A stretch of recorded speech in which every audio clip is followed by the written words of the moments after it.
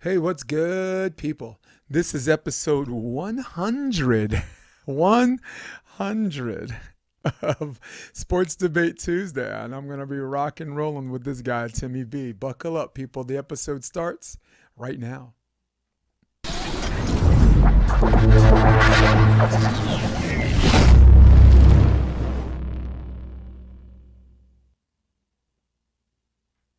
Got to give the people what they want. Got to give the people what they want. I'm in a singing mood today, but man, I had a really, really long day, but my day just got better. You know why? Because it's boiling in here, because we're going to talk about MMA. Along with my man, MMA commentator and pundit Timmy B, I am Jason DeBeas. And Timmy, this is episode 100 of Sports Debate Tuesday. And What an honor. What an yes. honor. Congratulations, my friend. Congratulations on hitting the triple digits. That's huge for Yeah, any show anywhere. That is big, big time. So I hope your fans realize how big that that and is. important it is. So congrats. Oh, the option podcast is gonna hit. I'm on 193. That's gonna hit 200. So that's gonna be Ooh, baby. trying to do it by Hey, Christmas or like New Year's. You know what I'm saying? Makes it like more festive. I'm on 193 for that. So, very good, man. Congrats. Hey, shout out to my podcast. I'm on episode 149 this week. So I'm very close to the 150. So there we go. you're gonna have like Big all. things for us, man. Yeah, it's gonna be like I gotta get my tech person to do like that little celebratory like sound thing. Yeah. Hey, we got a lot to talk about. We got the UFC 296 coming up. We got another subject coming up. We got. I wanted to talk a little bit about how things we like about Daniel Cormier. We got a Mhm. heavyweight title situation. John Jones coming back, or maybe not, or maybe so. Who knows? But first things first. All right. Topic one. I want to talk about MMA stoppages. All right. Now we've seen some matches stopped prematurely. Ask any fighter. Every fighter believes that match. Every fighter who loses believes his match was stopped prematurely. Then you have a ref. Then sometimes you have a ref think a person's out, and then when he calls it, it turns out they're not. Yeah. See Robbie Lawler against Ben Askren, right? I think it was like a guillotine choke or something, or Yeah. and Robbie wasn't out, and and then you have some refs who let some punishment go and allow the fighter to work through it, and it's still a match. Also see Ben Askren and Robbie Lawler, right? Robbie Lawler looked like he had him finished, and the ref let it Yeah. go, and Ben Askren stuck it out. But the most notable one I noticed is Brock Lesnar and Shane Carwin. I really thought Herb Dean, I think he was the referee at the time, let it go. I thought, Brock Lesnar was getting hammered, and guess what? Right? Let him Yeah. stick it out, and he won side triangle. I forget what you call that. Yeah. Side Yeah. triangle. Arm Yeah. triangle. Darce choke or whatever. Second Yep. round. Oh, Yep. arm triangle. That's it. Arm Arm triangle. triangle, I think. Yeah. Yep, with Brock Lesnar's big old arms. So I'm only bringing this to our attention for subject one because one of the more disturbing stoppages happened. Brings new meaning to the word cringeworthy. Happened a couple of weeks ago with Bobby Green and Jalen Turner. Jalen Turner's been on a kind of a roll, so I would like to say congratulations to him because he's Yeah. fighting the same way he fought his last three fights. He looks really, really good, and you can really hear the commentators really, you got someone in their earpiece saying, all right, enough with the rest, chill with the rest, we need them, they're the athletic commission. But it was almost an involuntary reflex for them to say, what the hell was the referee doing? And I'm going to give you the floor because all I've done was talk, and you listened, and now you're going to talk and I'm going to listen to the tough question. What can we do to improve this? Um, Actually, before you answer that, I actually have a definition I looked up. Yeah. Um, Referee stoppages. Intelligently defending oneself refers to the act of protecting oneself from harm or danger or in a smart and strategic manner. It involves being aware of one's surroundings, assessing the situation, and responding in a way that minimizes the risk of harm while also protecting oneself. In the context of mixed martial arts, intelligently defending oneself means using techniques such as blocking, there it is, parrying, evading, and avoid being hit by an opponent, also while looking for opportunities to counter attack. Let's see the end of that. Yeah. A counter. Let's see Yeah. the counter. A two Oh, piece. oh, there you go. From the screen, is that? Yeah. It's a foot uppercut. I can't do it. My screen's too big. Uh, So yeah. I guess my question is, what can they do better? Is there? I'm not sure Yeah. how the athletic commission does this. I'm not even sure. Talk to me a little bit about that. So I did some homework for this. I looked up the unified rules of MMA and I couldn't really find anything. We always hear what you just said, which we always hear through the commentary, which is, oh, they have to be intelligently defending themselves. They're not intelligently defending themselves, and somehow that's the what we all know as fans, right, of the sport. We know that that term is what it is. I reached out to a friend of mine, famous judge and referee, Judge Mike Bell, who judges a lot of UFC. And I said to him, I said, hey, Mike, when it comes to referee stoppages and stuff like that, I go, like, I can't find anything in the unified rules of MMA. Like, what's the deal here? Like, I just always remember not intelligently defending themselves. Do you have any thoughts on it? Whatever. He said, hey, Timmy B, you're my favorite guy in the whole wide world. No, he didn't say that part, but he did say it basically falls on that the referee is the sole arbiter of the match. There are several types of finishes: verbal submissions, tap outs, technical submissions, KOs, TKOs, injuries, strikes, corner stoppages, bodily functions, etc.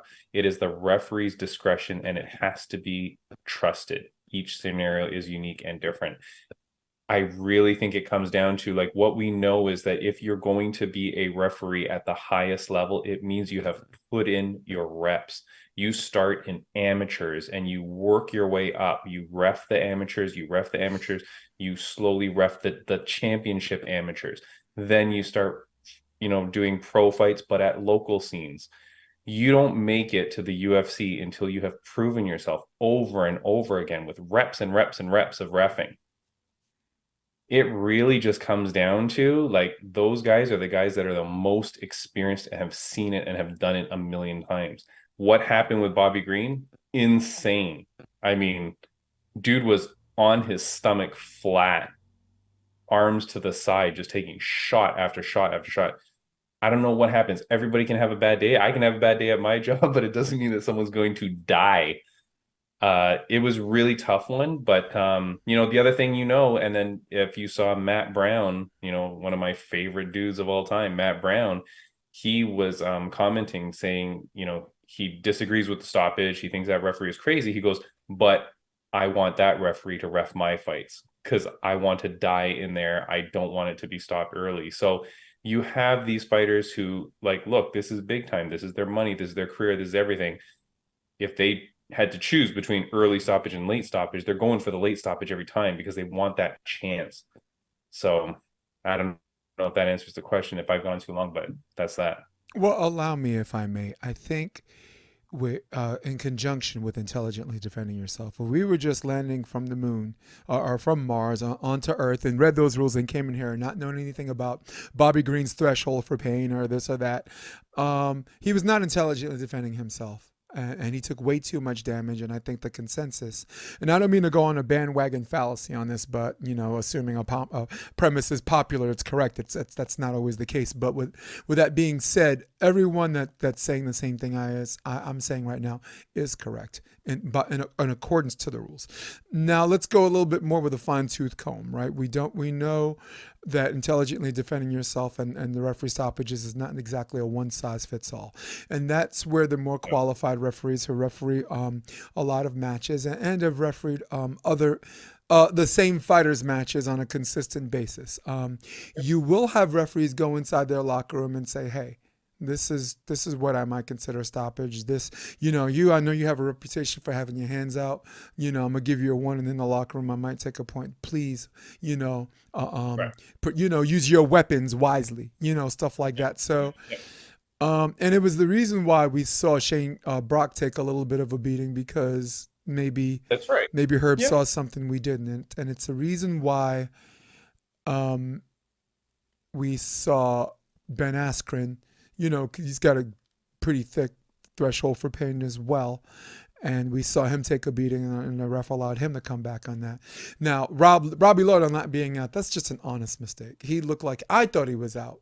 And then when the referee stopped the match, he was like this. And then everyone booed like they knew all along, but stop playing yourselves. All of us went, oh, and Right. then we reacted boo because, Yeah, the match when stopped. you're the Yeah, when you're the ref, you've got a split second to make that call and that decision, and you've got a different angle than what everybody else is seeing Mhm. on the screen, at home, whatever, right? Like he's got a different first person perspective that he's looking at it. Right. Well, Yeah. my opinion on this, and of course I'm not a fighter, but I will. I'm not one of those people that said if you haven't fought in the cage, you can't talk about it. What you can do is defer to the people who have, and you can echo their sentiments, and you can use your critical thinking skills and take these multiple opinions and decide for yourself. That's how commentating works, which, by the way, is a completely different occupation that fighters need to concede to as well. So I needed to get that out of the way. My rule is if you're not sure if he's out or not, stop the fight. Stop the fight. If you're not sure if he, because I would rather have you be wrong about that than to be wrong Yeah. the other way. I love this Yeah. sport because I love the sport better than boxing because boxing you get a standing 8 count and you have more rounds to sustain more physical harm because you actually had time to recover and get up. Where MMA, when it's over, it's over. We've had plenty of deaths in the boxing ring. I can't even remember a death and one death in a major organization such as Bellator, PFL, or the UFC. I don't even think there's been one. Right, right. No knock on wood. So I wanted to say that if you're not sure if he's out or not, just to stop the fight. And this one, I don't think you really needed to be this experienced referee. I don't think you really needed to be uh, uh, um, No, no, some no. some alky from Oklahoma who just wants to see a bunch of people just throw punches. Yeah. Even the inebriated guy who doesn't know a whole lot about MMA is like that dude's out, man. Stop the Yeah, I think fight, dummy. I I think I saw the hot dog vendor get upset. Mm-hmm. Like I think even he was like, "Hey, that Mm-hmm. guy's out," right? Like Yes. no, that one was clear. Yeah, there's no ifs, ands, or buts about it. I will say, let me throw this out there though. Jalen Turner had a little bit of responsibility there too. Yeah. I do think there are fighters that when they would be in that position in the heat of it, I get it. The testosterone, the adrenaline, everything's running. It's fucking war. You're both in there to die in there, blah, blah. But I think Jalen Turner should take 1% of the blame there. You know what I mean? Like he's not fully without blame here. He knows what was happening. He knows what you're doing. You can feel that body, Mm-hmm. right? He can feel the resistance. He can feel whatever. So there's a little bit there on Jalen Turner, I will say, which I was not appreciative of him because I do love him, but I think it would have been nice to hold off a bit, which last weekend we saw Khalil Roundtree versus Anthony Lionheart Smith, That's right. knocks him out, has the hand in the air like he's going to throw down that hammer fist, and he Yes. stops and he holds off, Yeah. Now right? yeah, and so many Huge respect to examples, Khalil dude. Roundtree, and for every fighter that does something like that, because they know that that would be extra damage that is unnecessary, and they know just as well as the referee or anybody else, hey, this guy's out. I'm going to give it a second. So I Yeah. just want to say that there too, because as fighters and as competitors, we have to be respectful of one another as well. I also can go back further where like Machida, had Yep. someone beat and he has Yep. his hand up and he just like Hmm. he literally looks at the ref and is like, I'm not throwing any more hits. No. Yeah. Exactly. Brian Stan, I remember there was a finish like that too. I'm actually looking for my notes for the pick six so I don't get caught Oh, or no whatever. I problem. should No I should problem. have been on this. But Is it- but you're right. For this first topic, I think we can close the door on that. We have a Yeah. distinction on the classic sense of what Sure. intelligent defending yourself and referee stoppages are. At least with the submission holds, the fighters are more responsible. They put it. They have a thumbs up like I'm not out. This and that, you'll Yeah. see that. And if the ref misses that, Yeah. that's the ref's mistake. And yeah, the fighters, I think you're right. There is a whole lot of adrenaline happening where there are some fighters where I mean, me myself, the first time I saw a water bug, like a big cockroach, man, I stepped on that thing. It was already dead. I stepped on it like 6 more times because I had this fear and adrenaline. You got it, and Yeah. just boom, boom. The thing is Yeah. Yeah. probably already dead. Yeah. So there's that factor in that. Again, that's not a one size fits all thing for the fighters as well as it is for the referees and the fighters Yeah. receiving the damage. Cool, makes sense. Yeah. All right. Yeah, man. Nice. I'm with you, man. I'm with you. I think that was a good conversation to have, and I think it's good points. You know what I said at the beginning? I said like, oh, everybody knows intelligently defending themselves. Actually, probably people don't know that, right? Not No. all your listeners will know that. And then when I said, oh, everybody knows like unified rules of MMA or blah blah, and then I said everybody knows that referees like start at the bottom and work their way up. Maybe people don't know that. So excellent topic, my friend, and yeah, Yeah. hopefully we educated a few people. Nice. Cool. Yeah, I'm gonna look for my notes on the edit because we're not even on that topic yet. Let's go to topic 2. All right. yeah, Tom Aspinall, new heavyweight champ. yeah. And I'm drawing a blank on who he beat, but it was Pavlovich, Sergey Pavlovich. Pavlovich. Yeah. Right. Good fight, but even better stoppage. Aspinall's is our first round. You know what I'm saying? The guy he's such a great complete fighter. He's got a good submission game. He's got good KO power. And Michael Bisping has sang up and down like he's going to be England's first heavyweight champion. And Yeah. and you kind of half believe him because Michael Bisping says that about everybody because it's his countrymen. But Yeah. he was serious and Aspinall delivered. But now Aspinall is the Interim. oh my Jesus Christ, interim heavyweight champion Yes, sir. is now playing the waiting game with one John Jones. John Jones sustained an Yeah. injury which permitted him actually not to fight Stipe Miocic, which was Yeah. supposed to happen, which made this IC match possible. So some are saying he's going to be out for a year. Some are saying Yeah. he's going to be out for a year and 2 months. So when that happens, we're looking at a year and a half before John Yeah. Jones even defends his title. So I'll get right to it. Should Aspinall get the I removed from IC and we should just call him the champ? So he called for John Jones to be stripped. If you're following on Twitter, he called for him to be stripped. John Jones wrote back this long-winded reply about how fantastic he is and blah blah blah, right? Uh, and then Tom Aspinall writes back, "Yep, I'm sorry, John. Forgive me," or something like that, right? Like he just respectfully says, "Okay, fine." Oh, good Lord. No, Tom, you are the champion. John Jones, you're out, you're injured. Yeah, you should vacate. Like it's so bullcrap. He's won one fight for that title. Forget his lineage. He just won the title. Now you're out for possibly a year. And you're coming back to fight an old man who hasn't won in forever too in Stipe. That was a bullcrap fight anyways. And then now for Dana White to say that Tom is not going to fight Stipe nor John Jones, Tom has to sit there and wait for the winner of that fight to unify the title, and or he can fight another guy and risk his interim championship. It's so dumb. It's Mm. so dumb. I hate it. And if I had any say in it, yes, you vacate, or John Jones has to vacate, or you strip him, whatever, and you make Tom the champ, and you let him continue the legacy of the title belt for a while. Like it's so stupid that this thing gets held up like this, Yeah, and I it's could. ridiculous. I mean, this is. Meanwhile, Stipe Miocic is turning 57 next year, I think. He's not, but he looks like terrible. Like no, forget this. It's so stupid. Yeah, well, I can actually debate you on that point. I was glad to see Oh, okay, good. Stipe. I was glad to see Stipe back because he took almost about as much time off as John Jones did with a one match difference. All right, John Jones only fought one time in 3 years, and Stipe only fought one time. No, one time in 3 years. So maybe John fought twice, 2-1. So two guys that have been away for a while. Why not? Stipe lost to the guy he previously beaten, and there was nothing wrong with him getting a title shot. But so that I'll disagree, but where we all agree, it's not much of a debate show. We keep agreeing on all of these topics. I go with you on that one. The IC means the interim championship means put up or shut up. The interim championship means fight me next or you're not the champion anymore. That's what interim means. Interim means I get the next shot or Yeah. I'm the champion.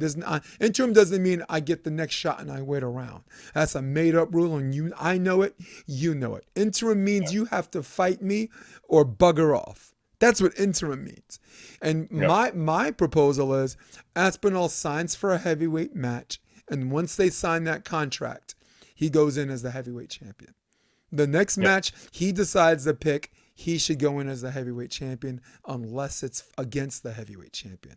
Yeah. Put up or shut up. You cannot hold up an entire division for a year and a half. Even Conor McGregor didn't do that. Plus. You don't know how long this is going to go. That's the problem. Even if he comes back, you don't know then that Stipe's not injured or something else doesn't happen. Like this whole time you're sitting there waiting. I don't understand. And what does Tom Aspinall do for money? Like I Yeah, don't understand how he just sits there and waits forever. Like he's got to rely on like car dealership commercials to make some money. yeah. Like this is his freaking job. Like while he's young and healthy, he's got to fight. Mhm. But now you put him in this weird position where really, why would I put up my interim championship title on the line? Everyone's in a weird position. Stipe's in a weird position because Stipe came in. Stipe wasn't injured, right?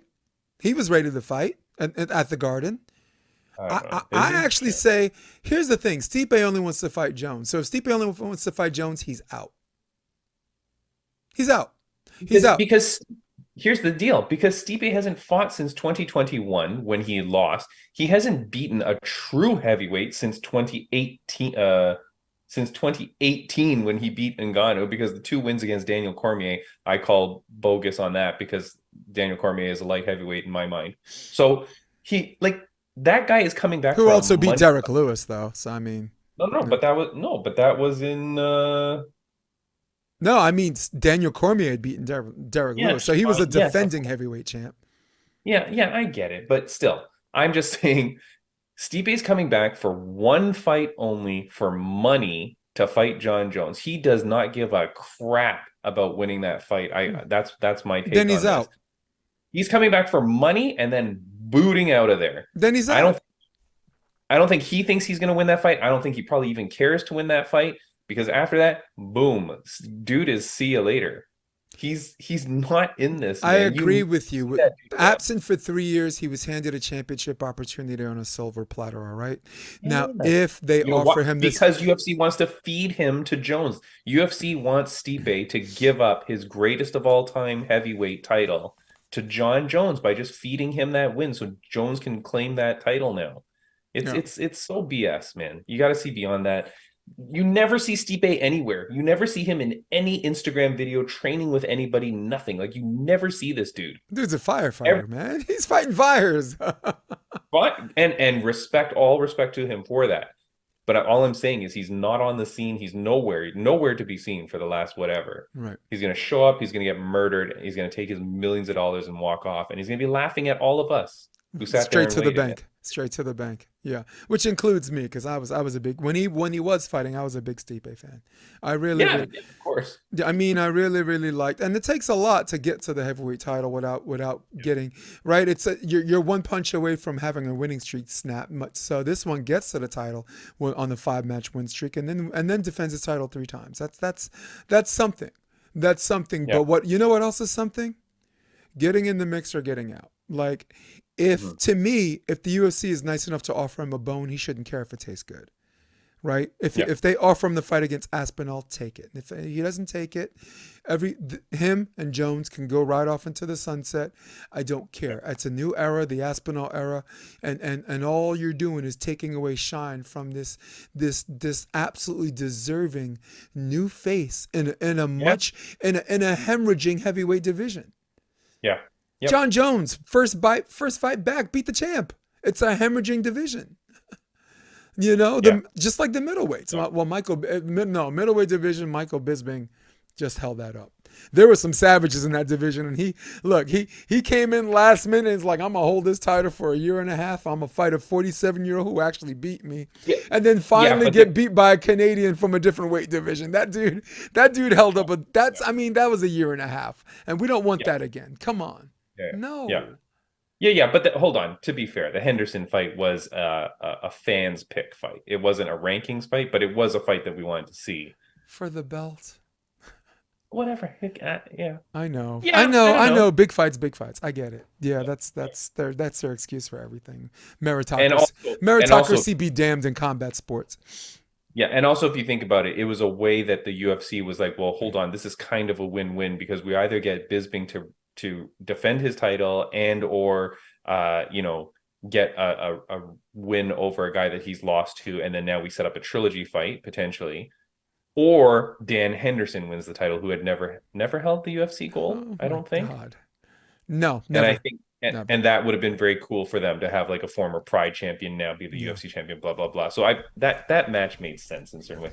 Hey, I do want to also say Tom Aspinall's manager, whoever you are, you effed up too, my friend, because guess what? Every UFC fighter, when you sign to fight for an interim title, you better make sure that in your contract from now on, it stipulates the next title defense by the champion of this weight class will be against me if I win that interim title. You got to put that in the contract. Yeah. That I right? mean, the last thing we want is a reigning defending interim champ, right? I mean, think about Tony Ferguson and how that worked out for him, right? The waiting game, and then Khabib, and then fights what Justin Gaethje, and Yeah. then and that, which by the way changed his whole career. And of course, we're going to talk about him because he's also on the card of our next topic. Sure. I bring you guys the pick six. This is the UFC 296 pick six. I love it. We're not going to do the champ. We're not going to do the main event as a drum roll. We're going to start with the main event right out the block, my friend. So we got Leon Edwards, the champion, the reigning defending welterweight champion, getting his third title shot is Kobe Chaos Covington. Who you got, kid? Me, I'm going up first.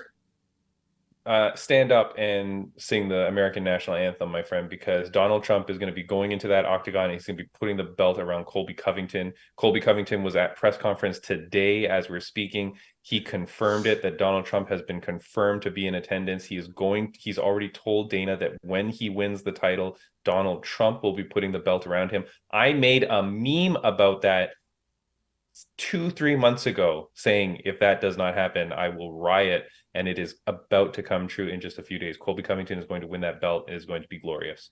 Kobe Covington, Mr. Constant Pressure. Almost every single one of his matches, he's been totally, totally dominant. Dominant in the center of the cage, and then finally, when he gets a chance to get a takedown or corner pressure, and he almost always gets the takedown. I mean, if you're rooting against him, you're begging your other fighter, just move from the cage. Don't let him trap you. Oh, here we go again. And that's what you. And anyone that's rooting for Leon Edwards on Saturday is going to be saying the same thing. Just get away, get away. Circle. Just get up. Yeah, you can't. You can't. The man is in your face. He's got really fast hand speed, surprising fast hand speed. I don't know about knockout power, but he does hit hard enough.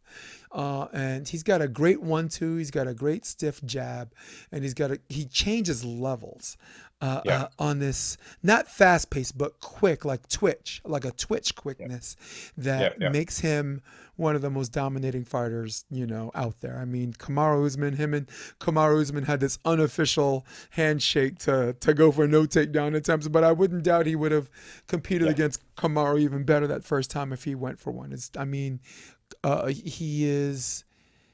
to come to the ring with a Kurt Angle song. He's going to leave the ring with Donald Trump with a belt around his waist. Make mine Kobe Chaos Covington. Yeah. All right, match number 2, we have Alejandro Pantoja against Brandon Royale. I'm going to go first on this one. Pantoja, man, won 3 in a row. Got this flyweight thing, a split decision, I believe, against Brandon Moreno. But outside of that very tight decision, he's been pretty impressive, including a previous victory over Brandon Royale. I don't see Royale doing anything in this short time period between the last time they fought and now that's going to show significant improvement as far as styles making matchups is concerned. This is a pretty bad one. I'm going Pantoja. Yeah. If Pantoja and Royval walked into a bar that you were at, would you recognize either of them? Be honest. No. Nobody cares about this fight. Get this crap off this card. Nobody cares. Fine, I'll take the champion Pantoja, but this is, you're like, this is the skip, Jay. Yeah, this for the people listening, this is where you go to the washroom. Okay. Yes.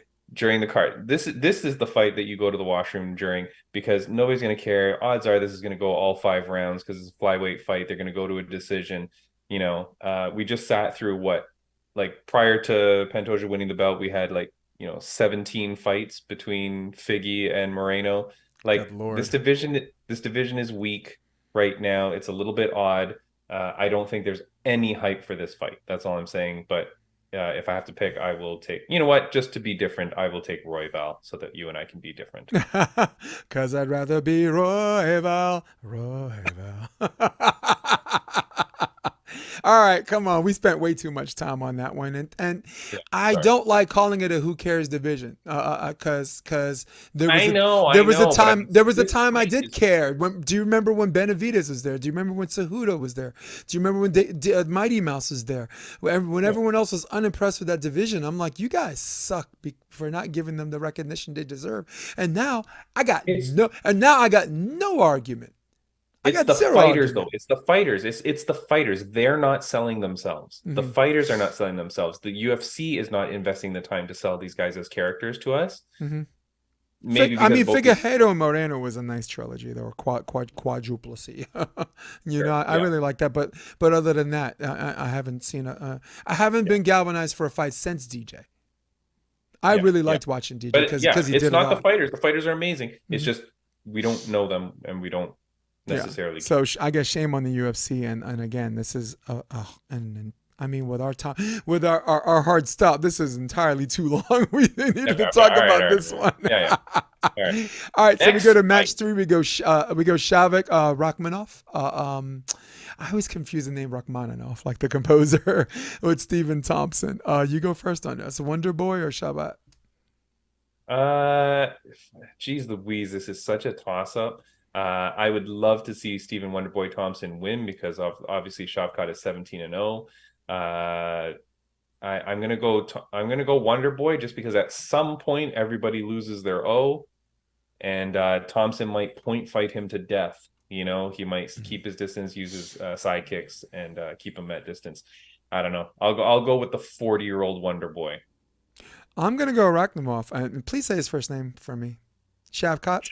Oh, Yeah. Shavkat. Yeah. Listen, we haven't seen a Dagestani or Kazakhstani this impressive since Borat. Okay, we this is Very nice. this is my sister. She's the number 4 prostitute, and it's crazy. You saw the trophy? She had the trophy, Yeah. trophy for 4th place. Get out of here, man. Borat, you've gone too far. That whole movie went too far. Now, with that being said, I've gone too far, and now I'm back. All right, I'm gonna go with the undefeated champion.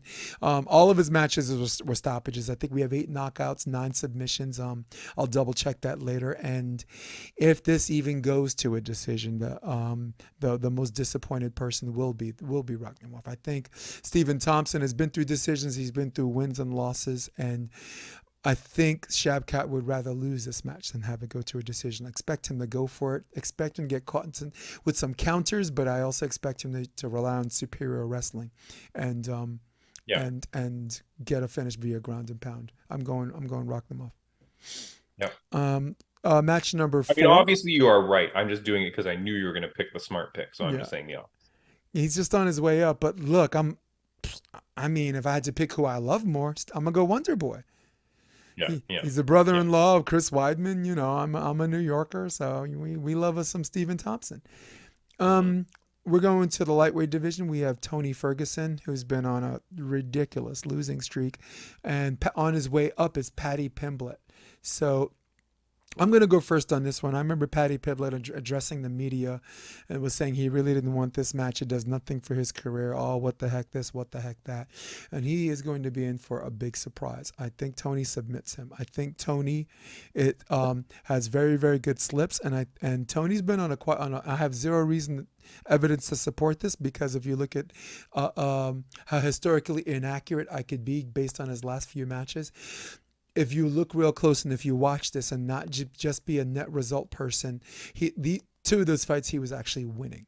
He'd won the previous Yeah. rounds Yeah. against those people. So this is a 3-round fight. Pimblett, he's got good hands, but he ain't knocking nobody out. So he definitely ain't knocking Tony out as susceptible as Tony's jaws become. Um, and the only match that really surprised me was Bobby Green beating Tony by submission. By the way that happened, Mm. I'm going Tony on this. This is not a waste of Paddy's time, and he's in for a big surprise if he doesn't take this seriously. You literally lost your mind. Tony Ferguson is dying as we speak. There's a video that I just saw released that was showing, like, you know, when the announcer calls out Tony Ferguson, whatever, and he does this thing and he'll be moving around at the cage and then he drops down to one knee and he kind of slides, and then he goes onto the other knee and he slides the other way. And Yeah. he's always done that his whole career. There's a video that just was released where some guy put it together showing sliding, sliding, sliding, sliding. And then on his last fight, he tries to kind of slide and then he can't do it. And then he kind of hobbles around the next one. Like, he is done, dude. His body has fallen apart. I have no faith that he will beat Pimblett. I am so surprised. I'm checking on partysports.com right now at the odds. He's only a 340 underdog. Vicente Luque is 385. Vicente Luque What? is a bigger underdog than Tony Ferguson. That is insane. Bet all your money on Paddy Pimblett. There's no way Paddy's losing this fight. No, no friggin' chance. But anyways, Dude, next. I'm gonna make some money this weekend, and we're gonna be happy for Tony, and then Tony should get the hell out. I think I like it. This might be one match too many, but I mean, look, come on, look at the fighters the man has actually lost to. But you don't He put him up against a young, hungry lion like this. You don't put him up Patty against ain't him. there. Look, Pat, I'm gonna go through the people he fought. I hate Paddy more than Patty anybody. ain't no Michael Chandler, all right? Patty ain't no Benil Dariush. Patty ain't no Charles Oliveira. Patty sure as hell ain't no Justin Gaethje, all right? There are levels to this. They fed Patty a whole bunch of people to build his brand in the last match. The I last know, match, you and I both know that Jaron Gordon won that match, all right? I know. But Against a this is relative unknown. So they built him up properly, and at some point he was going to hit a brick wall, and I'm optimistic that brick wall is going to be in the form of Tony Ferguson. And listen, I think you're right. barely drywall at this point. But It's listen, of all, barely drywall. you might be right. Of all the things I've lost, I think I miss my mind the most. I'm gonna admit that I lost a All lot of right. things, but I really miss my mind. The one thing I do want back is my mind. It's still out there. I think my 7-year-old's walking around back and forth to school with my mind. Let's go to let's go to the welterweight division. The last fight on the main card, and we were talking about odds. You were talking about these were wider odds than the previous match. Yeah, Speaking of people losing their 385. minds, speaking of odds makers who need to be drug tested, we got Ian Machado Gary, all of a sudden against Vincent Luque. Are they? Yeah. You know what? You go first on this, but I guess I'm going to ask it in the form of the question: have they lost their mind on this one? Vincent Luque and Gary is that wide? What am I So what missing? that so remember though, remember the odds are based on what the bets are coming in. So what that means is that there's more people putting a bit more money on Uh-huh. Tony Ferguson than they are on Luque. I think that goes towards the fact that Luque is a little bit of an unknown. He's not as popular or famous as other people, so I think there's probably less people placing money on Luque. That said, Ian Gary, he didn't even show up for press day today. No. He didn't show up for press day. Press conference is tomorrow, so we will see if he goes there and gets hammered by absolutely everybody on stage who's going to critique him taking his wife's last name, living with his wife's ex-husband, his wife writing a book about wags. So we all know all that story, and that is craziness. Ian Gary also has this very weird red mark on his mouth. Did you see that? Did you see that? I don't know what the hell that is. That's herpes, right? That's like whatever you call it, chlamydia or whatever. Who knows? So My man, so that's his own business, and I'm glad if I had to be in the cage with him, I'd like to know what. You yeah, know, no. So here's the thing. Staph on his It's face. I don't think it's staph. No, I it's think it's it's like not. It's chlamydia. not. It's not. It's It's not. herpes, right? I just it is Uh, herpes. It's herpes simplex 1. He's yeah, getting yeah, yeah. he's getting a Okay. breakout, and 2/3 of the population, the American population, has it, and kids get it the worst. You Yeah, know. I think he has it. I think also his wife's ex-husband has it. So I there's a chance this fight doesn't happen. So like if I was to bet right now, I might take a bet to say this fight doesn't happen. Doesn't show up at the press conference today, may not show up at press conference tomorrow. That's not good. That's not a good sign for us. The fact that he was saying, "Oh, my family's under attack" and all that crap. No, idiot, you're under attack. You've talked so much about Magny and his family. You talk so much about Jeff Neal and his problems. This guy's despicable. I cannot stand this dude at all. But who's gonna win? Ugh. I don't know. Ian Gary, god damn it. I hate saying it, but I don't know that Vicente Luque is the guy to beat him. Dude, we're gonna have all. Dude, we're gonna have all. I need to play some bets this weekend because we got all kinds of disagreements. I do admit Yeah, my previous disagreement with you was a whole lot dumber than this one. Can we go on? Can we agree at least agree on that and move on? yeah, yeah, The yeah. last All right. match, I'm more out of my mind than this one. I promise you. Okay. And the reason is, to quote Nate Diaz, check my lineup. Check my line of fighters. You know who've you beaten? You beat three midgets, right? Tiny little people. Look at Vincent Luque's lineup of fighters: Rafael dos Anjos, Jeff Neal, Bilal Muhammad is a savage. That was the decision. He defeated Michael Chiesa. Tyron Woodley was on his way out. Randy Brown is a hard hitting Yeah, Jamaican from Jamaica, New York. I don't know if it's Jamaica Queens or Jamaica the country, but yeah, and also fought Stephen Thompson in the unanimous. Mike Perry. This dude has been through the runger, and you know what? The runger didn't wear him down. He's not yeah, Tony yeah, Ferguson at the end of that. He's still Vincente Luque. So yeah, yeah. I'm gonna take the odds. I'm gonna take the bet on this, and I'm gonna go Luque by unanimous You're decision. right. I think Gary's gonna try to get under this guy's skin, and Luque is just gonna smile at him. You know, and this isn't Neil Yeah, Magny. This isn't Neil Magny. Luque can hit him back. Magny's more about precision and power. Luque can punch you in the face back really hard. yeah, yeah. All right, so let's go to our sixth on our pick six. We're gonna go Josh Emmett versus Bryce Mitchell. Josh Okay. Emmett has a lot of Uriah Faber in him. No, and I believe they're part of the same camp, aren't they? He's Mm. alpha male or something like that.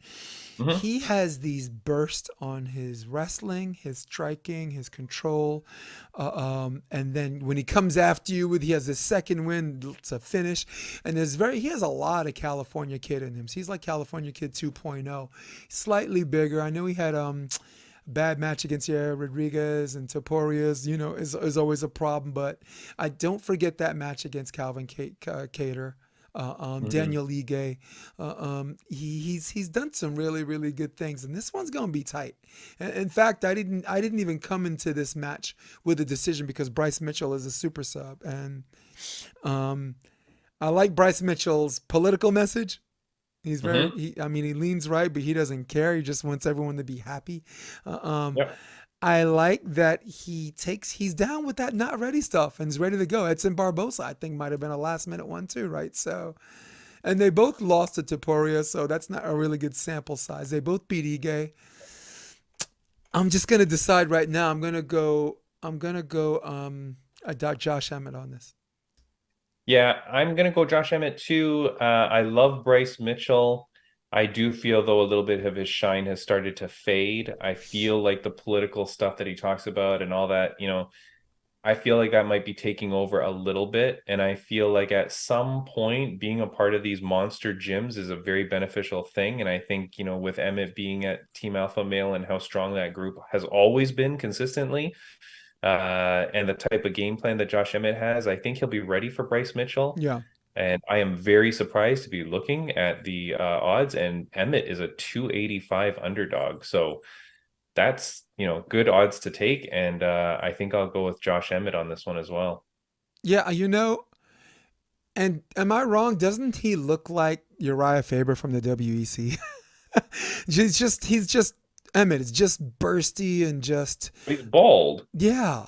Well, like a bald Faber, you mean? but I'm saying he's stocky. Oh, He's style wise. style Oh, wise. body wise and style Yeah, wise. like the Oh, wrestling, yeah, the yeah, yeah, boxing. yeah, It yeah, really reminds me of California Kid 2.0. Gotta shave your head, of course. It's Josh Emmett. You don't. I'm not. I don't know nothing about yeah, that guy's hair. But a match to look out for. I saw Cody Garbrandt's back in action against Brian Kellner. yeah. Kelleher, and that's a pretty bad one for him to come back too. But Cody Kelleher's Garbrandt is the goddamn favorite yeah. on that one. Well, it's because Kelleher had lost his previous two matches, but people got to be careful with that because Umar Nurmagomedov is a problem. That's a good Yeah, fighter. yeah, That's yeah, that's yeah. not And Garbrandt is Batista very, and Mario Batista was also a good fighter. So yeah, they need to yeah, be careful on, two people losing two fights in a row. I mean, what the hell is yeah. Cody won? I'll actually go to his thing now since I'm near my computer. Cody, These are things I'm usually prepared for, but I can't find my notes. I can't find my notes, dude. While you are looking, my friend, I'm just going to tell you as we've been talking, if you take Colby Covington, Uh-huh. Vicente Luque, Brian Kelleher, Uh-huh. and Josh Emmett on a parlay on $5, you win 340. Did you And hear those are, that, guys? huh? I said I'm asking my audience, did you hear what this man just said? Yeah. That is not, I mean, those are not crazy picks. Mhm. Josh Emmett, Brian Kelleher, Vicente Luque, and Colby Covington on $5 gets you 340 bucks. Good It's a Lord. 66.87 odds on that. That is Anybody looking for a red panty night? Just put out the five like that spot. that Put out like the you know five what I mean? spot. How Yes. much do you normally bet on your bets? I 10 don't bucks, 20 bucks, I don't 100 bet bucks? anything, but this weekend I'm putting some money. What do some people bet? Like 20 bucks, right? Yeah, 20 bucks is 20. kind of like a reasonable. $20 on those four fights that I just told you gets you $1,400. Shut the front door. Oh, good Lord. Yeah, this is why I That have. Look, you're carrying me right now. take a more Last look week for I those. had stats, I had win loss records, and this week I have no notes, man. you I'm know. just saying, Thank you. you know what? That's a lot. You know what? I'm gonna lock that in right now. I'm betting that right now Let's do that. because I'm gonna do that just so that we can both be rich. You know what I mean? Yes, But I here we like go. that song. I want money, lots and lots of money. Yeah, I'm gonna I place that bet wanna right now. be I'm gonna rich. lock that in before the odds change. Yeah, So I'm gonna lock that in. So the odds your are changing fans, the weigh-ins, right? your fans, viewers, and listeners are gonna know like understand like this is it's not a terrible bet. The Brian Kelleher may be the mistake I made there, but Yeah. Well, losses to Kai Kara France, Rob Font, doesn't matter. a juiced up TJ Dillashaw, Pedro Munoz. It's still Cody Garbrandt. He did KO Rafael Hassanso though. Rafael Hassanso, who's tough to It's knock out. yeah, it's still Cody Garbrandt, and Yeah, he's streaky and no. he's I'm I'm untrustworthy. I'm gonna be rich, baby, rich. Nice, good. Well, let's move on to our next section. As you know, this is one of my personal favorite. Ladies and gentlemen, moving right along, I bring you to shame or not to shame. Shame. Shame. Shame. Shame. Shame. All right, brother, to shame or not to shame. Excuse me. Let's do this. Yes, sir. And let's set up our 1 minute clock. I think I have a 1 minute clock. Let's do that. All right, to shame or not to shame. We're going to talk about chaos again. We're going to talk about Colby Covington. Now, Colby Covington in this section does a lot of trash talking. And with some of the things that he said about people's family, like Jorge Masvidal, that's gone so far that Jorge Masvidal it hit him outside the cage, which everyone referred to as a cheap shot. My question was, does Kobe hit the level of trash talk? Is it shame or no shame? Does he go too far?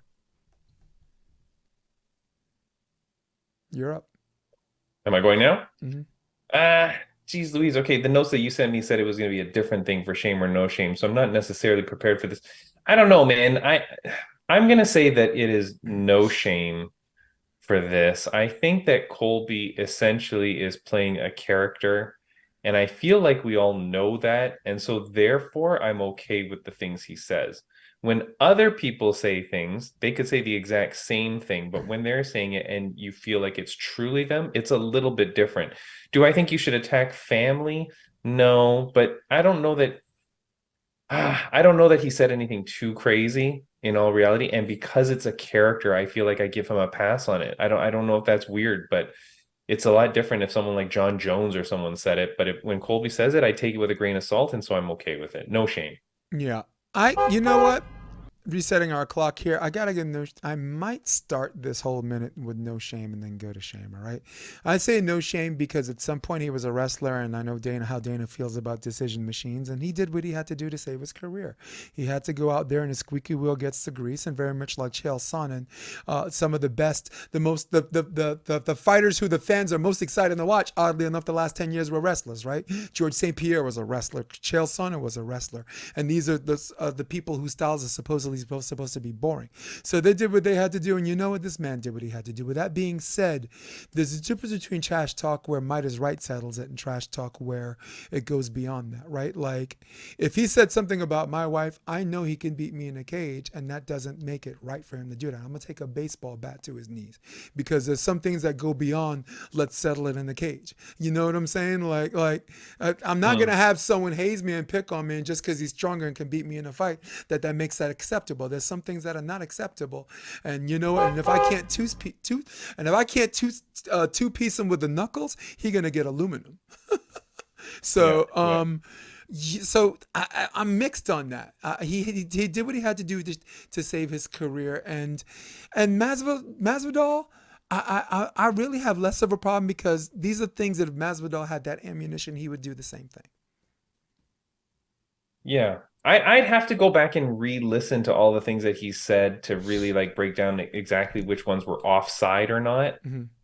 But in general, overall, I feel like he's more of a character, and so therefore I'm giving the pass, you know? Yeah.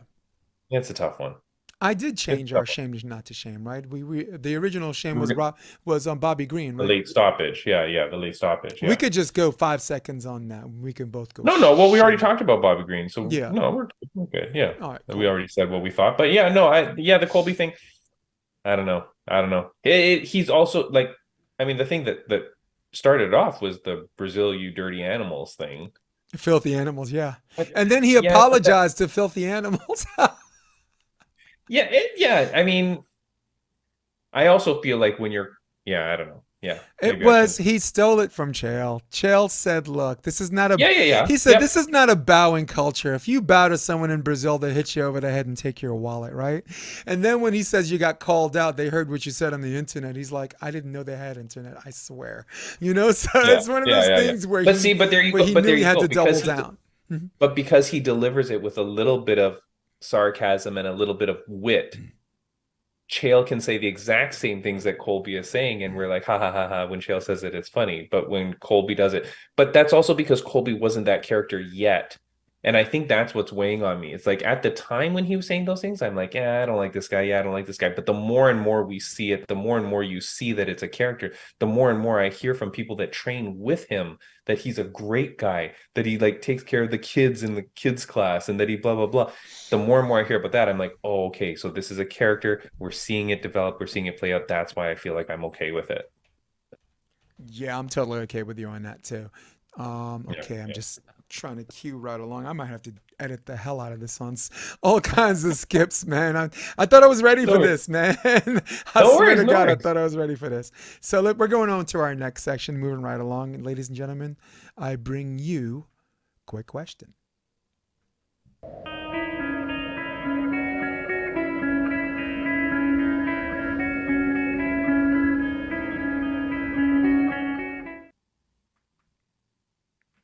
Now, this might not be quick question because we need to examine some of these, but I went with fewer questions so we can take a little longer instead of the rapid nature of like answering 11 in a row. Quick question. Will Conor and Chandler happen in 2003 or at UFC 300 or in 2023? I don't think they're going to fight at UFC 300. I don't think they're going to fight at all this year. I don't think even when Conor comes back, I don't think he's fighting Chandler. That's my thing. Not Chandler. Chandler. Sorry, it was Chandler. Sorry. Yeah. So I don't think he's fighting Chandler. I don't think he's fighting Chandler at 300. I don't think he's fighting him at all ever in a house, in a mouse, nowhere, in a bus, nowhere. He's not fighting him at all. No. You don't want that. You don't want that sauce when you have $100 million in the bank. You know. Yeah. It's hard to get out of bed for that. Right? It's hard. The old Conor would have. The old Conor would have been like, they're all the same, you know? Or maybe not. He was starching people in a lighter division class, right? And if you look at his win-loss record at 155, right? What is he, 3-3?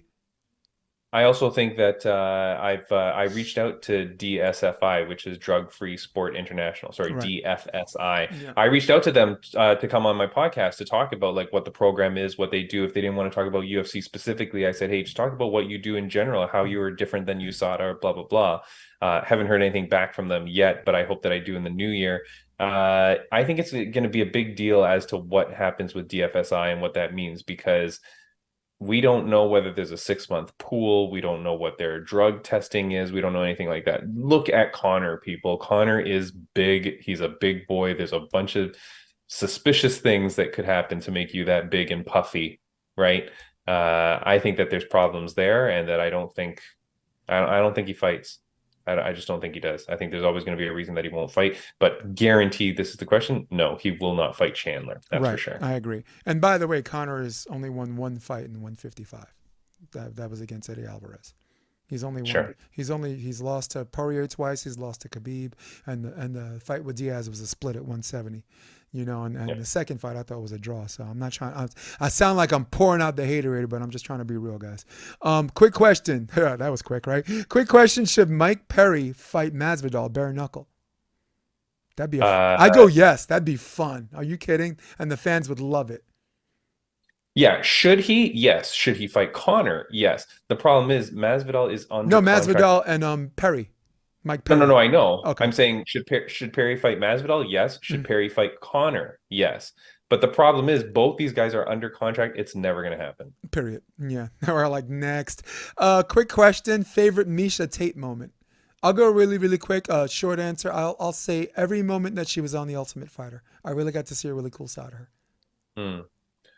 I'll say every moment ever of Miesha Tate. She's her photo shoots, her walkouts, her what the basic thing was we see she's down 3-1 and scores the sub against Holly Holm, right? Everyone can have that as a moment too. And I think on one of our prior podcasts we've done together, when you said like what is one of your favorite moments, I did say the Miesha Tate versus Holly Holm is one of my favorite fights ever to watch. It was a great fight. That's a great moment. I really do think though, I always do get a little bit of chill when she walks out to the Katy Perry song, and she comes out and just the hype of it all, and when she screams and stuff like that. She's a very likable person. You gonna hear me roar? I did hear that she is not a very good person in real, Yeah.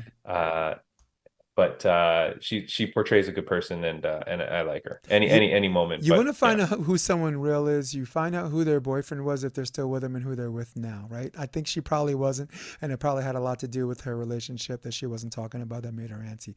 I mean, I'm not a shrink. I'm not a shrink, but I recognize the symptoms. I've been on this earth for a long time. What's next for Roundtree? Who would you like to see Roundtree fight next? Anybody. Khalil Roundtree is an absolute animal and a beast. I don't know. I'd like him to fight anybody. If they would somehow figure out how to give him a title shot, yeah, go take it, dude. I'd like Jan Blachowicz. I'd like to see that fight. I think that'd be a lot of fun. Sure. Yeah. No, for this one, on that quick question, my answer is anybody. Mm-hmm. Anybody that they put Khalil up against is going to be freaking fireworks. That dude is a monster. He's an absolute monster and a killer. Absolute. And he's a crazy guy, and he's the most emotional guy. Like, I don't know that there's a press conference that he doesn't break down and cry. Like, he's a very interesting character. Very interesting. And if you follow his Instagram, he's like all into modeling and stuff. And I mean, he's a good looking dude, but he's always like wearing this cool clothes. He's like very fashionable, very interesting character all around. The one thing I will say is that apparently he's in a cult, but aside from that, who isn't? Jesus Christ. So what? Yeah. For me, okay, quick question. What's next for Jalen Turner? Jalen Turner. I like Arman. Him and Arman. That's a huge up. Yeah, That's a huge spike in like the rankings for him. But with Styles making matchups, I'd like to see that. If not Dustin, I think it'd just be an intelligent, clever match with a guy with long arms, and Dustin's really good at slipping in and out with guys with long arms. Fighting Connor twice is a great sample size, or 3 times. Or Chandler. You know, if Chandler finally gives up and decides, okay, I'm not going to just keep waiting for this Connor fight, like Chandler's got to be in that mix too. What's next for Bobby Green?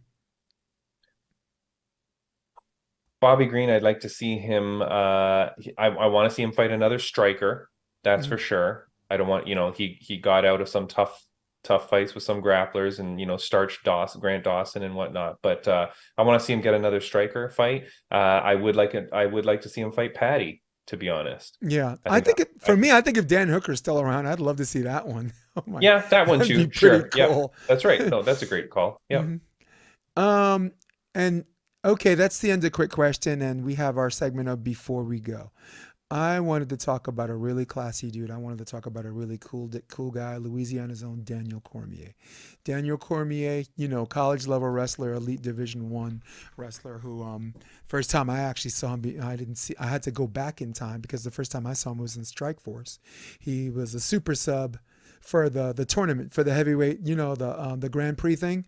Alistair Overeem backed out and he had to fight Bigfoot Silva. And then when he KO'd Bigfoot Silva, I'm like, who is this short guy that managed to reach in and get and beat someone with gigantism, right? And then throwing around Josh Barnett, I'm like, his ride's over in the finals because you got to face Josh Barnett, and Josh Barnett's also a good wrestler and a good grappler. And watching him outclass him, I was like, wow, wait until this guy goes to the UFC. And then in the UFC, he fights light heavyweight, and he's on the microphone. He's like, dude, I had a salad. I never had a salad before. And I'm like, oh my God, he's funny too. So you got that, fought Rumble, went through this whole emotional roller coaster with John Jones, became the title, defended the title 2 times, became the heavyweight champ, defended that champ. One of the best color commentators in the business. I would say second only to Joe Rogan, and he might catch up and pass him as time goes by. Big up, shout out. You don't know me, but I feel like I know you because of the way you behave. I feel like everyone knows you. I love you, and I speak for my man too. We love you, Daniel Cormier. He's like, don't speak for me, Jason. Yeah. Speak for yourself. What do you want me to say on this? You want me to say like his greatest moment? Wasn't that what you wanted me to say? Yeah. What was a moment that that you'll always remember from Daniel Cormier? And my moment was him beating Josh Barnett for that Strikeforce final. He was just so impressed. It just surprised me. He really, really surprised me. And I was impressed from that point on. Yeah.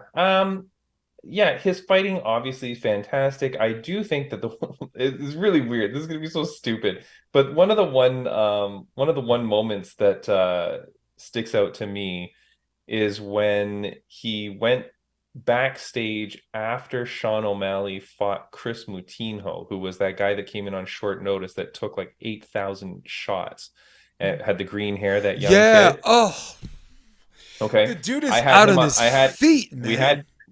We had him on our podcast, actually. Very nice kid from your neck of the woods too. He's a Jersey guy. There was a scene where after that fight, Chris Moutinho is backstage eating a sandwich or something, and Daniel Cormier goes back and says hey to him or whatever, and he's just sitting there eating a sandwich. That to me was a very likable moment for Daniel Cormier because it showed that he had gone back just to say hi and to show respect to this young kid who just put on a great performance, against someone. I just thought I like that Daniel Cormier, the very personable, true, a respectful martial artist and a competitor. And I that moment to me always stood out for a Daniel Cormier moment. Excellent Daniel Cormier moment. Cool, man. All right, that's all we got for today, man. We got through it, and big up to Timmy B for carrying me through this because you know me. Usually I'm always ready and over-prepared for these things. Underprepared, but you're never too underprepared or over-prepared for an event coming up, pay-per-view, UFC 296. Timmy B, we're going to be watching this from the comfort of our own homes. I'm not going to be going out there. And let's plug your site before we go, because I always want to do that because you're still a guest and I got to make sure I show respect to said guest. Thank you. No, I do want to say thank you as always for having me on. I love coming on your show. You run a tight ship. You run a great ship. I love this podcast. I love the episodes that you produce. Thank you so much for having me on, guys. I am at Fight Insight, so go check out Fight Insight podcast. You can find us on Instagram, Spotify, YouTube, wherever. We're mostly on YouTube though, or that's where our video looks the best. So go to YouTube, check us out. We have guests from around the world every week on our show. This week we had a Canadian girl that won the Road to One FC championship. Next week we've got Bellator champion Liz Carmouche. A few weeks ago. Liz Carmouche. A few weeks ago, we had Modestus Bukauskas. We had Jared Gordon. Coming up January 1st week, we've got DDP, Dricus Duplessis. He's on the podcast. We already filmed it with him, but we're releasing it in the new year. So we've got some great guests. Come on over, Fight and Sight podcast, after you listen to this show, Beautiful. of course. Then you come and Beautiful. listen to ours. We will be your second favorite podcast. Thank you. Oh man, that's great. So for all of you at home, Timmy B might love you, but I don't love any of you guys. In fact, I can't. I changed, but I take that back. I love all of you. I love all of you, as we say in Brooklyn. I really appreciate it. For everybody at home, for everybody on their desktop, for all of you on your iPads, for all of you on your iPhones, for my man, for Fight and Sight's own Timmy B. I'm Jason DeBeas. This is episode 100, Sports Debate Tuesday. Love you. You stay with me. We're going to hit my music. We're out of here. Nice. Come check out the Option Podcast on OptionVB.com. It's also available on iTunes and Spotify and on YouTube under the NY Varsity Sports handle. You're going to love what you hear.